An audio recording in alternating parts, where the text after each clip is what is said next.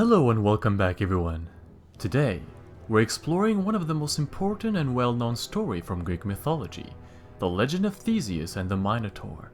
Among all Greek myths, the legend of Theseus and his encounter with the mythical creature known as the Minotaur is probably the most popular. Even those who do not have great interest in Greek mythology have probably heard of the myth at least once in their lives. The origin of the Minotaur itself is quite peculiar to say the least. It all started when the king of Crete, Minos, received a gift from the god of the seas, Poseidon, a pure white bull that the king was supposed to sacrifice in the name of the Olympian. Things turned sour when Minos refused to comply. The king found the beast so gorgeous with its shining white glow and long ivory horns that he refused to sacrifice the animal.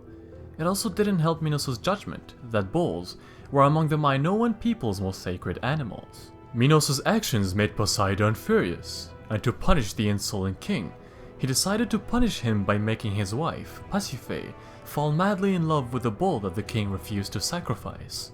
To complete her union with the majestic animal, Pasiphae sought the help of Daedalus and Icarus, two of the most renowned inventors and craftsmen in Crete.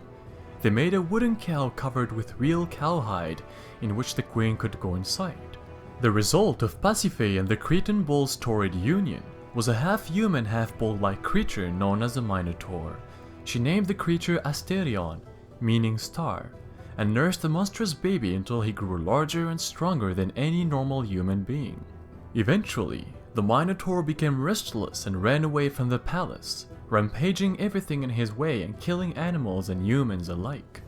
That's when he found out that human flesh was quite a delicacy for him. To protect his people, Minos asked his chief architect, Daedalus, to build something that could restrain the creature and keep him away from everyone else. Daedalus built a huge labyrinth with a complex set of dead ends and passageways just underneath the palace, where the Minotaur was eventually locked in. Although the Minotaur has a key role in the legend, the story is mostly about Theseus, one of the most famous heroes in Greek mythology. He was the son of King Aegeus of Athens and Queen Aithra. At the time, due to a conflict that caused the death of a Minoan prince in Athens, the king of Crete, Minos, asked Aegeus a tribute of 7 young men and 7 maidens to be sent to Crete every 9 years as compensation for what happened. When they arrived in Crete, these 14 young adults were put in the huge labyrinth with the beast, and they either got lost and died on their own, or if they were unlucky, they were devoured by the Minotaur. When came the time to send the new tributes to Crete, Theseus insisted to be a part of the 7 young men that had to be sent. His intention was to infiltrate the labyrinth and slay the Minotaur himself, to finally end the curse on Athens. Aegeus was unable to stop his son from taking that decision. However, he made the young hero promise that if he came back alive from Crete, he had to change to white, the usually black sails of the ships that sent the tributes. Theseus promised and set sail to Crete. When they arrived on the island, Theseus met Ariadne, King Minos' daughter. The princess fell madly in love with the hero and decided to help him in his quest. Before going inside the labyrinth, Theseus received a ball of thread by Ariadne. One end of the thread was at the entrance of the labyrinth, while Theseus had the other end. By using the thread, he could always find his way back. After venturing into the core of the labyrinth, Theseus finally came face to face with the Minotaur. The creature was huge and powerful. It had 2 massive sharp horns and a massive head with blazing eyes. After a fierce battle, Theseus eventually got the better of the beast and killed it by using the sword of his father, Aegeus.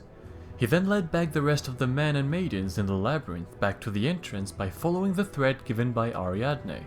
In the end, Theseus returned to Athens victorious and proud of his accomplishment, but his happiness was short-lived.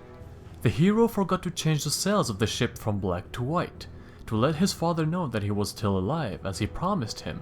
Aegeus, whom waited dreadfully the return of his son on top of a cliff, saw the black sails, and after letting out a heart-rending cry, he jumped off the cliff to his death. It was with mixed feelings of happiness and grief that Theseus arrived in Athens.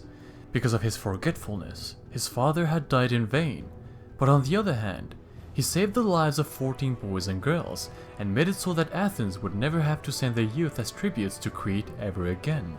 Shortly after that, the people of Athens hailed Theseus as their savior for his courageous deed and crowned him king of Athens.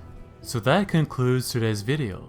Thanks everyone for watching, and hopefully you enjoyed today's myth. Before we end this, we just reached 1,000 subscribers on this channel, and I just wanted to thank every single one of you for your contribution. Now then, don't forget to like and subscribe if you enjoyed the video. Thanks again for watching, and see you all next time for even more myths and legends.